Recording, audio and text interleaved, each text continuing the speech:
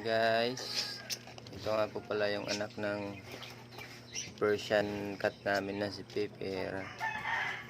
Tingnan nyo guys, kakaiba. Kaso nga lang namatay. Tingnan nyo guys, dalawa yung ulo. Pusang ito. Ay, isa lang pala yung ulo.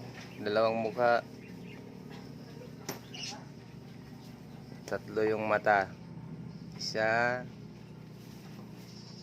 sa gitna, naghalo yung mata nila. Ayan po, mata po yan sa gitna.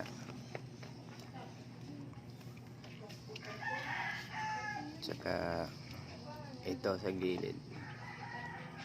Ayan guys, sayang namatay siya. Hindi siya agad naagapan. Hindi agad nakita ng